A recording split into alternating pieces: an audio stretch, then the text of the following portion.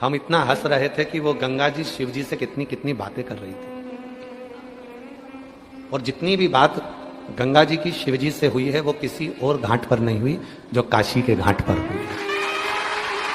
काशी के घाट। और वो कोई साधारण सी बातें नहीं थी गंगा जी और शिव जी की जिसके पीछे हमको हंसी आ रही। हम पूरी स्तुति में ही हंसते रहे और इतनी तेज तेज हंसी आ रही थी कि स्तुति नहीं होती तो खिलखिला के हंसते थे। क्यों? क्योंकि गंगा जी ने कह दिया था बाबा भोलेनाथ जी से कि मैं भगवान विष्णु के चरणों में भी नहीं रही, मैं ब्रह्मा जी के कमंडल में भी नहीं रही, मैं इंद्र की सभा में भी नहीं रही, मैं वरुण और गरुण की सभा में भी नहीं रही, मैं कहीं पर एक जगह पर टिक नहीं पाई। तो भगवान शंकर मुस्कुराकर कहते हैं तू भले कहीं ना रही हो पर अब मेरे बिना तू कहीं जा नहीं सकती है। जहां जाना था तेरे को चली गई। इसीलिए पूरी दुनिया में गंगा बहती है और काशी में गंगा रहती है। गंगा बहती है सारी दुनिया में पर काशी में गंगा रहती है। और रहना किसको कहते हैं और बहना किसको कहते हैं, दोनों में बहुत अंतर। आपको मालूम है कि अगर कथा में मौन होकर मैं अगर बैठूंगी और कुछ पाऊंगी तो वो मुझे 3 महीने के अंदर मेरी झोली में मेरा बाबा दे देगा।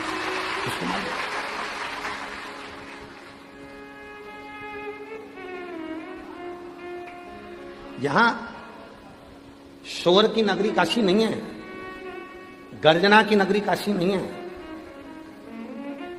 उत्पात करने की नगरी काशी नहीं है, विद्वत्ता की नगरी काशी है, विश्वास की नगरी काशी है, श्रद्धा की नगरी काशी है, भाव की नगरी काशी है और परमात्मा से मिलन की नगरी काशी है। ये काशी परमात्मा से मिलन कराने की। यहाँ शोर पहले तो अब काशी का नज़ारा और हो गया कि इतना पब्लिक आती है, इतना शोर होता है, लोग ट्रैफिक जाम भी होता है, सब कुछ होता है। पर पहले की काशी में ये कुछ नहीं था। पहले की काशी तो मौन थी। इसीलिए शायद सावन के महीने में सारे व्रत किए जाते हैं। सोमवार का व्रत भी आता है, शिवरात्रि का व्रत भी आता है, मंगला गौरी का व्रत भी आता है, अन्नपूर्णा का व्रत भी आता है, अष्टमी का व्रत भी आता है। पर साथ में एक व्रत सावन के महीने में होता है जिसको मौन व्रत कहा जाता है। श्रावण के महीने में एक व्रत होता है जिसको मौन व्रत कहते हैं। आप सबको मालूम होगा शिव और शक्ति दोनों का अर्धनारीश्वर स्वरूप का जब दर्शन हुआ था, शिव महापुराण की कथा कहती है तब ब्रह्मा जी मौन हो गए थे क्योंकि ब्रह्मदेव से गलती हो गई थी। बहुत ब्रह्मा जी से इतनी गलती हो गई थी कि ब्रह्मा जी ने भगवान नारायण और भगवान शिव में भेद कर दिया। और जब कोई हल नजर नहीं आया कि ब्रह्मा जी ने सोच लिया कि ये मेरा कुछ हो नहीं सकता है, तब ब्रह्मदेव ने ये विचार कर लिया कि अब इसका कोई सार तत्व नजर नहीं आ सकता, तो अब मैं मौन हो जाता हूं। और ब्रह्मदेव मौन हो गए एकदम। और जैसे ही ब्रह्मा जी मौन हुए, भगवान शिव कृपा कर दिए, ब्रह्मा को वर दे दिया। श्रावण के महीने में जब मैं अपने ससुराल माता प्रसूति से सेवा ले रहा हूंगा, मेरी अर्धांगिनी सती मेरी सेवा कर रही होगी, समुद्र मंथन का विष मैंने पिया होगा और मेरी पार्वती मेरे को कावड़ चढ़ा रही होगी।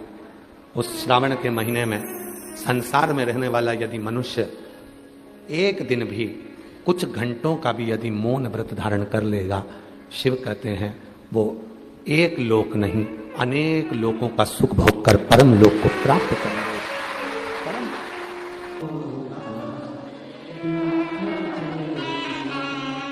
तुम्हें अपना बना बैठे जो होगा देखा जाएगा, लगन तुमसे लगा बैठे जो होगा देखा जाएगा।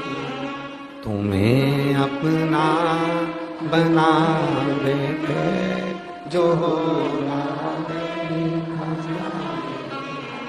तुमसे जो लगन लगी है, जो मन तुम्हारी ओर केंद्रित हुआ है, बस वो लगन लगी है।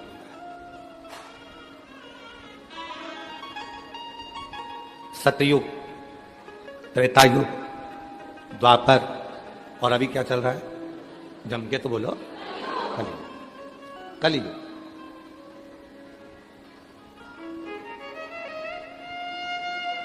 शिव जी के जितने भक्त हैं ना, वो सब भगवान भोलेनाथ जी से कहते हैं कि सतयुग में तो हमको अनुष्ठान करना पड़ता था, यज्ञ करना पड़ता था। सतयुग में तो हमको यज्ञ अनुष्ठान करना पड़ता था, तब आप कृपा करते थे। त्रेता में तब साधना करना पड़ती थी, तब आप कृपा करते थे। द्वापर में यज्ञ करना पड़ता था, उपास करना पड़ता था, तब आप कृपा करते थे। जितने सतयुग के संत हैं, जितने त्रेता के साधु हैं, जितने द्वापर के महात्मा हैं, वो शिव जी से कहते हैं अब हमको कलयुग में नीचे भेज दो, अब हमको कलयुग में नीचे भेज दो। शिव जी ने पूछा क्यों, किस लिए, काय को, किस कारण?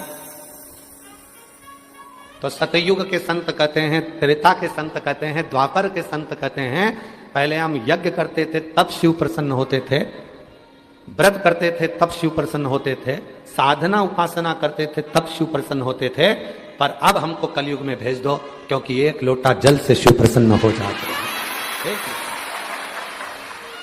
शिव केवल एक लोटे जल से प्रसन्न हो जाते हैं, केवल एक लोटा जल।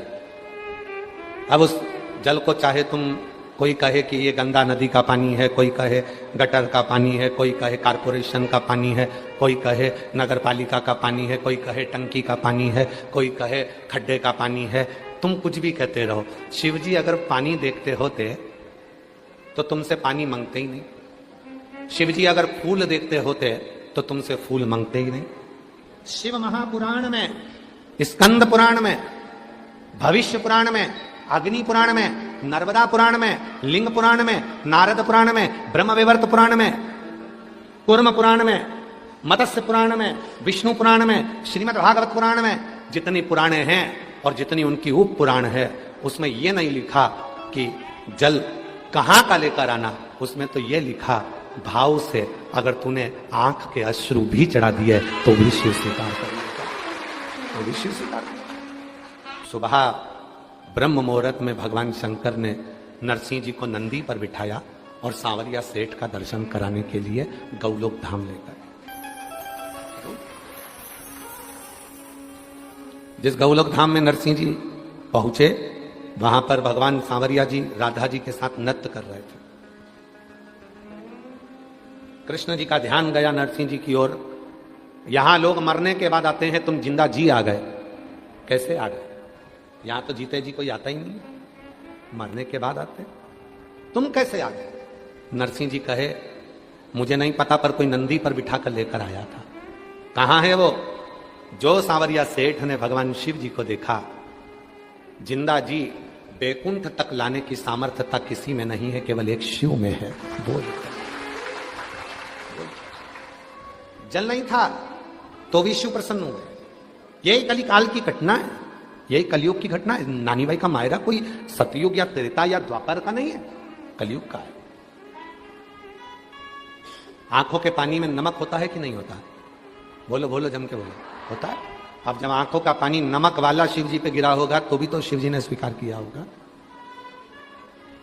अब दुनिया के लोग कहते हैं पानी शुद्ध रखो, और शिव महापुराण की कथा कहती है वाणी शुद्ध रखो।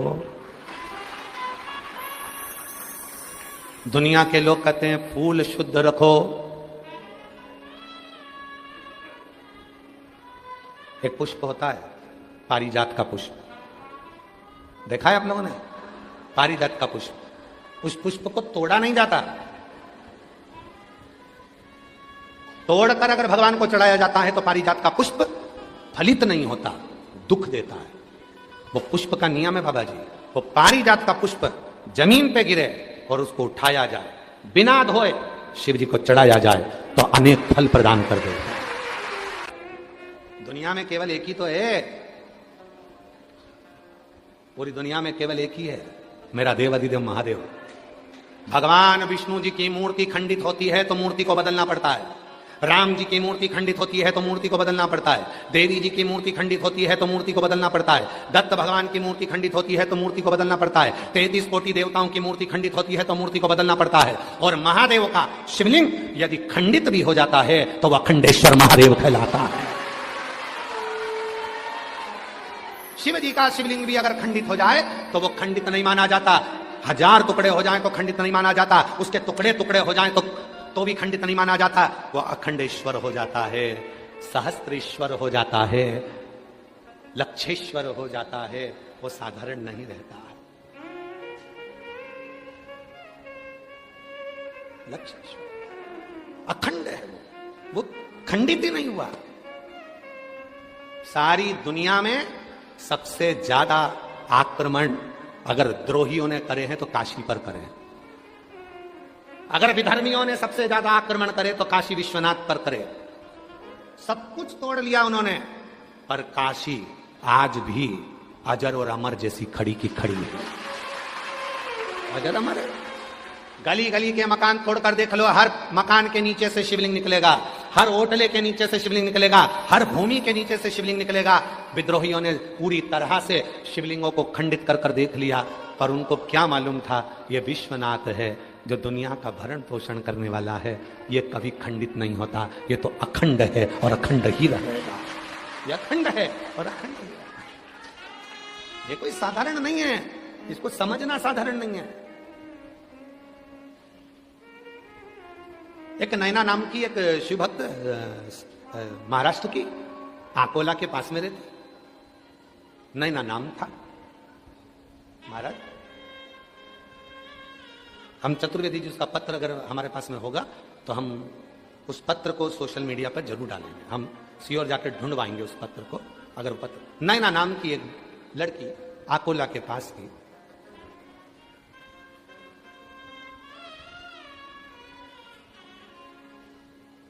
हॉस्पिटल में जॉब करती है। हॉस्पिटल में भी ऐसी जगह जॉब करती है जहां पर स्त्री का प्रसव होता, बच्चा जन्म लेता,